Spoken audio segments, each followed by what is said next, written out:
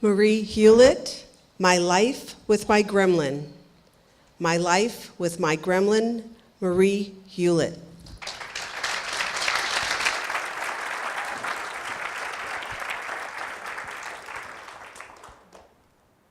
I spent 3 years with a gremlin. I know, this is not the Tall Tales contest. It's the Humorous speech contest. Mary Berg, if you're out there, relax. I really did live with a gremlin. For you older Toastmasters and guests in the audience tonight, you're probably thinking of the frightening creature from the Twilight Zone episode that totally freaked out William Shatner. And for you 80s and 90s kids, perhaps the cute little fuzzy wuzzy gremlin that you had to be very, very careful not to get wet comes to mind. You're all wrong. I'm talking about my first car, an AMC Gremlin. Let me backtrack just a bit.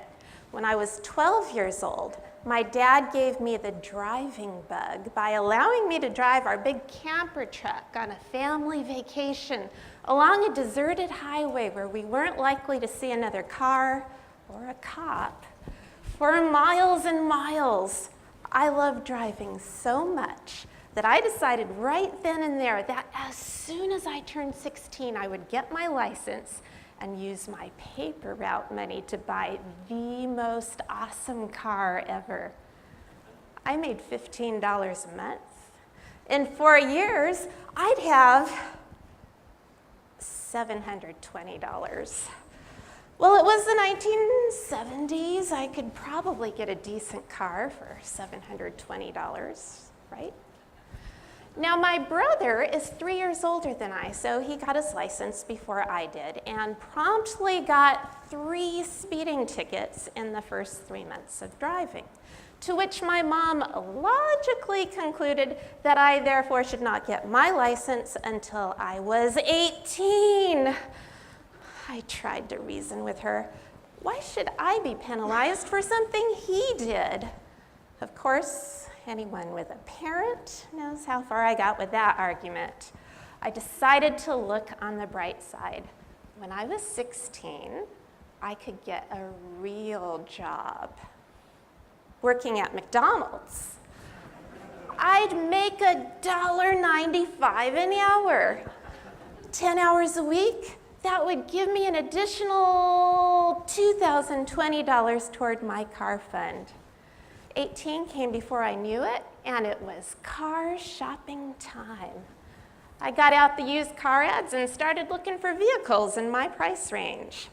Vega, Pinto, Pinto, Vega, Pinto, Pinto, Pinto. One of the Pintos I looked at was missing a gas cap.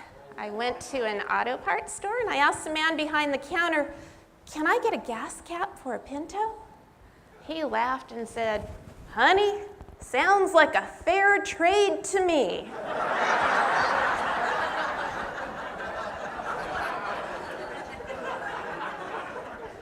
Seriously though, do you remember Pintos? I have one word: kaboom! And Vegas, don't even get me started. Those cars rusted while they were still on the assembly line. I was not going to get a Pinto or a Vega, but then I found a fire engine red Opel GT in my price range. It was as if a golden light from heaven shone down upon the car and a choir of angels began to sing. If you don't know what an Opel GT is, imagine a Corvette, born 5 months premature. It was little, it was cute, it was sporty, and I was in love. But I lived at home under my mom's roof and rules, and she said, "I will not have you drive around in that little death trap." I tried to reason with her again. It was back to the used car ads. Vega, Pinto, Pinto, Gremlin. Now you might wonder why I'd be excited about a Gremlin. I mean, wasn't it pretty much the exact same car as a Pinto or a Vega? Heck no, a Gremlin was a mini muscle car. It had a 304 two-barrel, 8-cylinder engine that could go from 0 to 60 in 8.5 seconds. True, it was uglier than dirt. But what better camouflage to keep this all from my mom? I paid the man $2,000 and had almost $800 left over for customization. I got myself an AM, FM, stereo cassette player, a super fancy rear view mirror that spanned my entire front window in segments, leopard print seat covers, chrome wheels. I even sanded down the original bio yellow color paint job down to the metal, primed it, and painted it metal flake aqua. I was styling, and I was ready for cruising. I'd pull up to a stoplight, see another muscle car, look at the driver, wanna go? The usual reaction was just like that, a lot of laughter.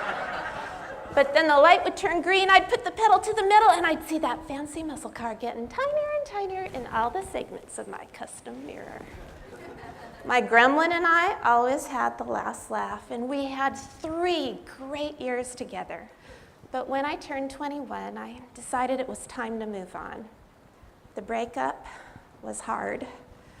But I sold the car to my very best friend who promised me she would love and care for it as much as I had.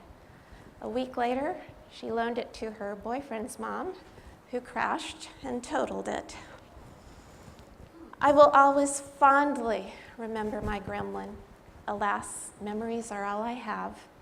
I never took a single photograph, but I did save my personalized license plates. They say, Gremlin. They hang on a wall in my garage, and I'm very, very careful not to let them get wet.